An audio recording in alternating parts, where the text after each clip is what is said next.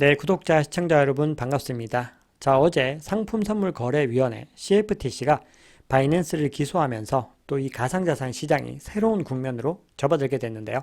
자, 이 CFTC가 바이낸스를 기소한 이유는 무엇이고 이 진짜 의도는 무엇인지, 그리고 이것이 시장을 어떤 방향으로 흘러가게 할지에 대해서 제 개인적인 생각을 한번 전해드리도록 하겠습니다. 네, 반갑습니다. 저는 10년 후 100배우를 암호화폐에 투자하라, 암호화폐 트렌드 2023의 저자 박 작가입니다. 카카오톡에서 크립토 트렌드랩이라고 하는 커뮤니티를 운영하고 있습니다. 현재 한 2200분 정도가 참여하고 계시고요. 커뮤니티에서 굉장히 다양한 정보들과 대화들이 오가고 있으니까요. 혼자서 투자하시기에 좀 어려우신 분들은 함께 참여하시면 투자에 도움이 될 것 같습니다. 자, 원래는 오전에 시황을 전해드렸어야 하는데 어떤 저희 팀 내부 사정으로 인해서요. 자, 오후에 좀 간략하게만 보겠습니다. 자, 어제는요, 다우가 가장 많이 올랐습니다. 뭐 올랐다고 하기에도 조금 민망하지만, 어쨌든 0.6% 상승을 했고, 나스닥은 오히려 마이너스, 그리고 S&P도 0.16 정도로 거의 횡보 수준이었는데, 어쨌든 여기서 다우가 가장 큰 폭으로 올랐다는 걸 조금 지켜볼 만한 일이에요. 자, 이게 왜 그러냐 하면, 미국 이 금융당국이요, 은행들에 대해서 긴급 유동성, 결국 유동성입니다. 이 대출 프로그램을 더 확대하겠다라는 이야기를 하니까 은행주들이 조금 더 또 안심을 하게 된 거죠. 자, 거기다가 이 SVB가 퍼스트 시티즌스라고 하는 이 은행에 이제 매각이 되면서 어쨌든 급한 불을 끄는 그림이 나오게 됐습니다.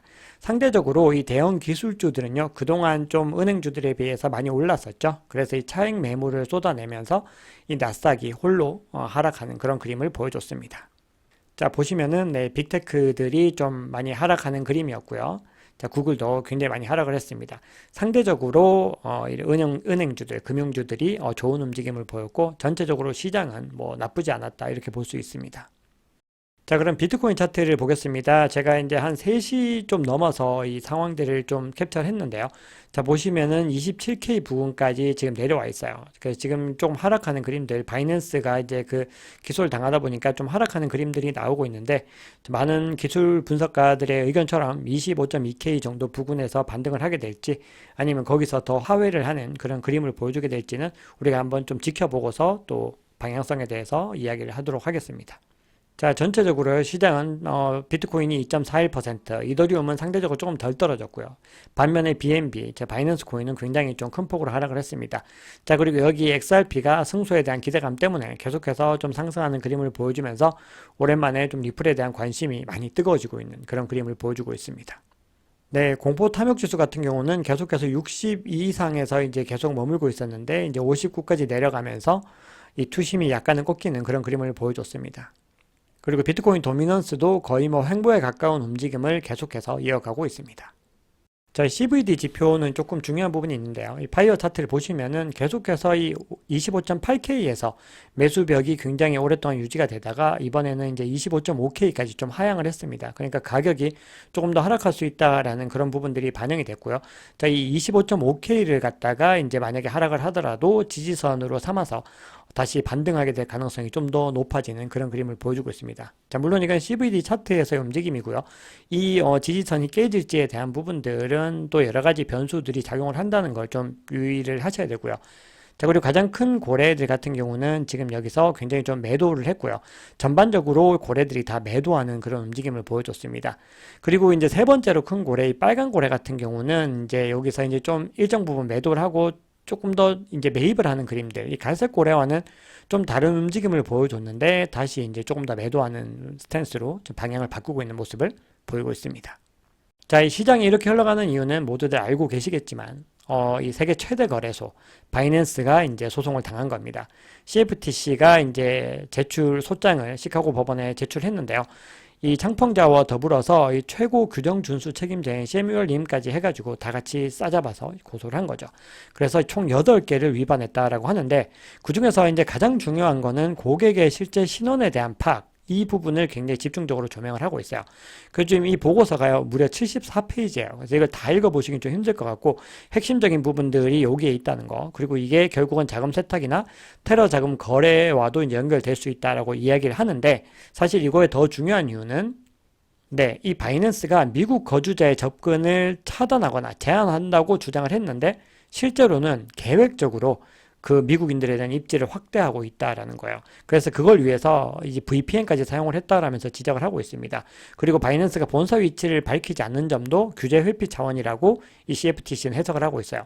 특히나 이 바이낸스가요, 이 위원회에 따르면 큰 손들, VIP라고 표현이 되어 있는데요. 이 고객들을 유치하려고 이러한 행동들을 의도적으로 하고 있다. 자, 그리고 이건 명백하게 불법 행위라고 주장을 하고 있죠.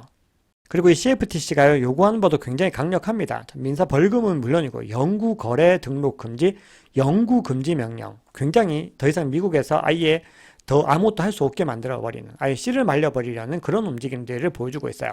굉장히 강력한 조치를 요구하고 있죠. 자, 그런데 이 보고서에서 굉장히 사람들이 주목하고 있는 부분이 또 따로 한 가지가 있어요. 그게 뭐냐면은, 자, 지금 바이낸스를 기소하는 그 보고서를 쓰고 있는데, 무려 2번 항목에서 뭐라고 얘기를 하느냐 하면 이 비트코인과 이더리움과 라이트코인은 증권이 아닌 상품이라고 주장을 하고 있어요. 갑자기 좀 약간 뜬금없는 이런 이야기를 하고 있는데 최근에 게리 겐슬러 SEC 위원장이 비트코인을 제외한 모든 암호화폐는 증권이라고 했는데 거기에 굉장히 반박하는 듯한 뉘앙스를 풍기고 있어요. 이 게리 겐슬러 같은 경우는 특히 이더리움을 갖다 콕 집어서 얘기를 했어요. 그러면서 이 이더리움이 지분 증명 POS 방식으로 전환한 이후에는 증권이 될 수 있다라고 얘기를 하고 있죠. 그래서 오직 채굴을 통해서만 발행되고 투자 목적으로 특정 프로젝트를 위해 돈을 모으는 것이 아닌 그런 비트코인 같은 프로젝트만 상품이라고 이야기를 하는 거예요. 자, 그런데 이 주장에 대해서요, 크리스토퍼 지안카를로 CFTC 전 위원장이 어떻게 얘기를 하냐면 모든 암호화폐를 증권이라고 하는 건 옳지 않다라고 해서 SEC의 의견을 아예 정면으로 반박을 합니다. 그러면서 암호화폐는 아키텍처이고 알고리즘이라고 이야기를 하면서 이 SEC와 CFTC가 이 암호화폐가 증권인지 상품인지에 대해서 단기적인 결정을 내릴 수 있지만 궁극적으로는 이걸 누가 결정해야 된다? 의회가 결정해야 된다라고 해서 제3자의 개입을 요구하면서 지금 의회의 개입이 굉장히 필요하다라고 주장을 하고 있습니다. 자, 그런데 여기서 이제 배경을 보시면은 이제 뭔가 좀 더 그림이 명확해지죠. 자, SEC와 CFTC는요, 계속해서 지금 암호화폐 규제의 어떤 권한을 가지고서 몇 년째 지금 계속해서 논쟁을 벌이고 있어요. 이게 무려 2021년도 기사거든요. 그리고 2022년도에는요, 아예 주무 붙여두고 격돌을 했다라는 자, 이런 이야기들도 나오고 있어요. 자, 근데 미국의 이런 가상자산 업체들은 어딜 더 선호하느냐? 바로 CFTC를 더 선호를 하고 있고요. 이게 업계에는 훨씬 더 호재가 된다라고 이야기를 하고 있습니다. 자, 그런데 이런 상황에서 CFTC가 이 바이낸스를 기소했다. 굉장히 그림이 이상해지죠. 자, 거기에 대해서도 단서를 얻을 만한 부분들이 있습니다. 자, 보시면 게리 겐슬러 SEC 위원장이고요. 자, 이분은 로스틴 베넘이라고 해서 바로 CFTC 위원장이에요. 딱 봐도 게리 겐슬러 뭔가 좀 범생의 느낌, 좀 유약한 느낌이 있고요. 이 베넘이라고 하는 분은 뭔가 이름부터 해서 외모가 굉장히 좀 강한 느낌이 있죠. 뭐 농담입니다.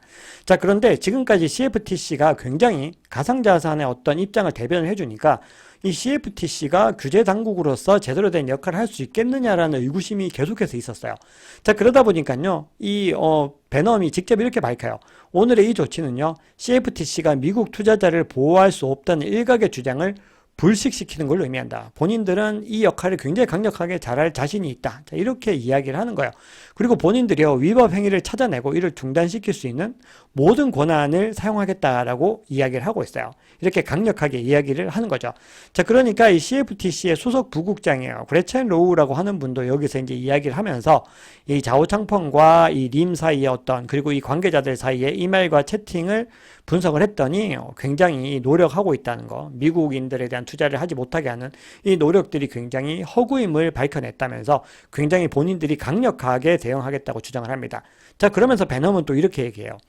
자, 이더리움의 자체 통화인 이 이더는 상품이다. 굳이 또 여기서 상품이다라고 얘기를 합니다. 그러면서 CFTC의 감독을 받아야 하며, 그리고 오랜 기간 CFTC 거래소에서 상장되어 있었기 때문에 상품이라고 또 여기서 이렇게 강조를 해줘요. 그러니까 이 CFTC의 의도가 뭔가 조금 더 명확해지는 그런 그림들이 있는 거죠. 자, 그렇다고 해서 이 CFTC의 바이낸스 공격을 뭐 대충 허구로 이렇게 봐서는 안 되고요. 뭔가 목적은 있지만 여기서 이 CFTC는 굉장히 강력한 뭔가를 보여주려고 할 가능성이 높다는 거. 자, 그 부분에는 굉장히 좀 유의를 해야 됩니다. 자, 이 CFTC의 기소에 바이낸스 창펑자오는 당연히 이 혐의를 부인하고 있고요. 본인들은 시장 조작을 한 적이 없다라고 주장을 하고 있습니다. 그러면서 이 CFTC가 이야기한 뭐 KYC라든지 VPN 관련된 부분들, 이 모든 것들에 대해서 자신들이 이걸 철저하게 활용을 해서 미국 이용자를 차단하고 있었다라고 주장을 하고 있죠. 자, 그러면서 자금 세탁 방지 차원에서도 5만 5천 건의 규제 당국 요청을 수락했고, 그리고 올해에만 1억 6천만 달러 이상의 자금을 동결 또는 압류했다라고 본인들이 굉장히 잘하고 있다는 걸 강조를 하고 있습니다. 자, 이 소송의 결과가 어디로 흘러갈지는 알 수 없지만 굉장히 또 시간이 걸리는 일이겠죠. 근데 이 바이낸스는요, 이 미국이 제재하면 두바이로 근거지를 옮길 수 있다라는 이런 주장도 하면서 굉장히 좀 강력한 여러 가지 대응들을 준비하고 있다는 이야기를 하고 있습니다. 자, 바이낸스 기소 이후에 바이낸스에서는 굉장히 순유출이 커지고 있어요. 그러니까 굉장히 바이낸스 거래소를 이제 사람들이 불안해하기 시작했다는 거죠. 그래서 일종의 뱅크런들이 일어나고 있고요. 그리고 모건 스탠리에서 바이낸스 거래자가 BTC 가격을 결정한다면서 전체 거래량의 81%를 차지한다는 기사를 냈어요. 자, 이 얘기는 바이낸스 사태가 이 시장을 단기적으로 굉장히 큰 변동성으로 몰아넣을 가능성도 있다. 자, 이렇게 이야기하는 것과 비슷하겠죠.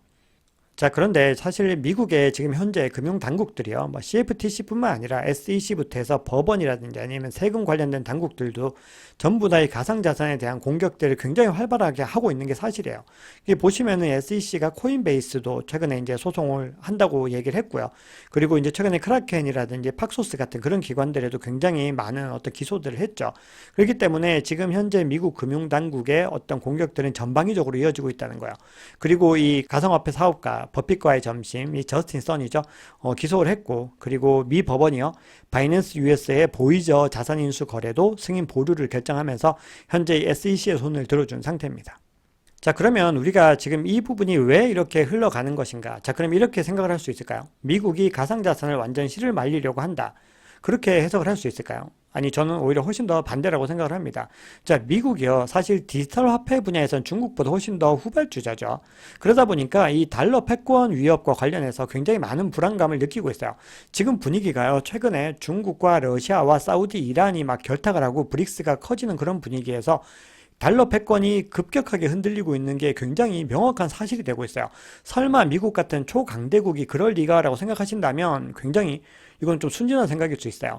실제로 최근에 중국 시진핑과 푸틴이 만났는데 100년 동안 변하지 않던 것들이 지금 변하려고 한다는 이야기를 하거든요. 이 얘기는 국권했더니 달러 패권들이 움직일 수 있다라는 그런 걸로 해석을 할 수가 있어요.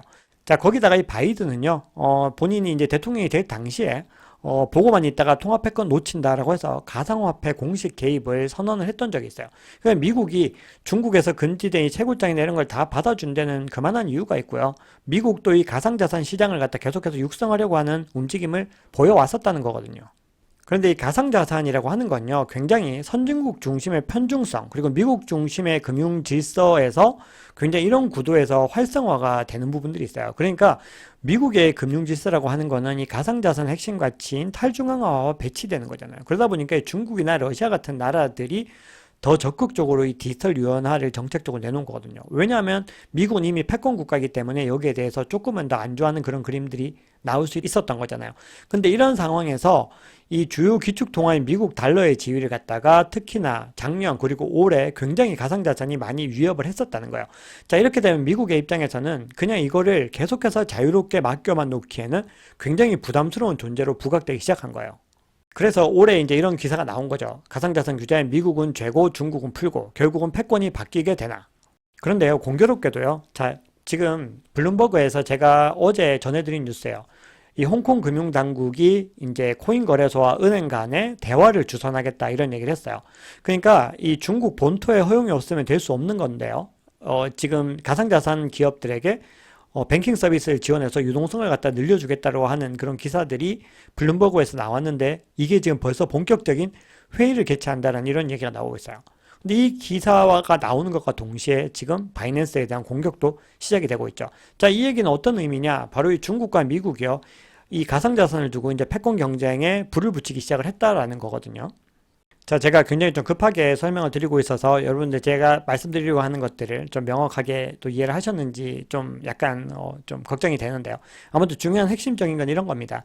자, 미국에요, 이 달러와 가상자산은 우리는 그냥 대립되는 구조라고만 생각을 하지만 이게 완전히 늘 대립 관계에 있어야 되는 부분들은 아니라는 거예요. 그래서 미국 같은 경우는요, 달러의 패권을 유지하기 위해서 이 가상자산을 활용하고자 하는 그런 의지가 있어요. 자, 그러려면은 이 가상자산을 갖다 어떻게 해야 될까요? 굉장히 포괄적인 규제 방안을 통해서 이걸 갖다가요, 본인들이 컨트롤할 수 있는 영역 안에 확고하게 넣어주는 게 굉장히 중요해요. 자, 그리고 이거는요, 서방의 어떤 금융 당국들의 동일한 스탠스라고 볼 수가 있어요. BIS, 국제결제은행이요. 이런 블랙락이라든지 아니면 뭐 JP모건 같은 이런 회사들을 컨트롤하기 위해서 굉장히 많은 전략들을 활용하고 있거든요. 그리고 굉장히 강력한 규제들을 통해서 그 회사들을 갖다가 본인들이 어떻게든 어떤 방식으로든 일정 부분 컨트롤하려고 노력을 한다는 거죠.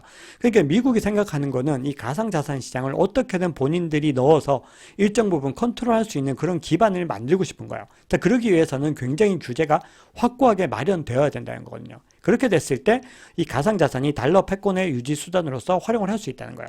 근데 반면에 중국 같은 경우는 이제 CBDC가 이제 발행이 굉장히 어떤 가장 높은 곳에 올라와 있고 미국보다 훨씬 더 빠르게 가고 있다는 거죠. 그럼 중국의 입장에서는 지금 시점에서 이제 빗장을 조금씩 열면은 본인들이 또 의도하는 바를 가상자산을 통해서 또 이룰 수 있다라는 계산을 하게 됐을 수 있다는 거예요.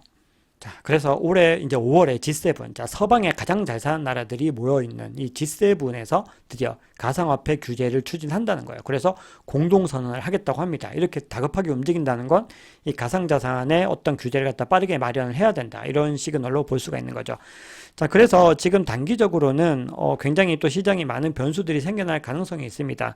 이 트레이더들이 뭐 이렇게 28K를 뚫고 바로 30K, 32K, 35K 가는 그 시나리오들이 유효할지에 대해서는 우리가 결국 지켜봐야 되지만 결국 이런 과정들이 끝났을 때는요, 가상자산은 조금 더 탄탄하게 성장할 수 있는 계기가 될 것이다 라고 저는 얘기를 하고 싶고요. 또 하나, 그리고 중국이 개입을 해서 중국이 굉장히 적극적으로 나온다는 건 지금 현 시점에서는 굉장히 호재이지만 중국은 계속해서 뒤통수를 쳐왔죠. 그렇기 때문에 우리가 이걸 갖다 믿고서 너무 또 중국 이슈를 너무나 또 크게 확대 해석하는 부분에 대해서도 우리가 좀 더 조심을 해야 된다는 거. 그렇기 때문에 시장을 천천히 바라보면서 계속해서 분할로 접근해야 한다. 결국 여러분들 핵심은 그거예요. 우리 개인 투자자들은 이 상황이 어떻게 전개되든지 간에 우리가 취할 수 있는 전략 자체는 그렇게 많지 않다. 그렇기 때문에 우리가 우리 나름의 분할 매매 전략과 포트폴리오 전략들을 세워나가는 것이 중요하다는 겁니다. 그래서 그 부분에 대해서는요, 제가 다음에 또 별도 영상으로 한번 찾아뵙도록 하겠습니다. 자, 지금까지 긴 영상 봐주시느라 너무 고생 많으셨습니다. 감사합니다. 박 작가였습니다.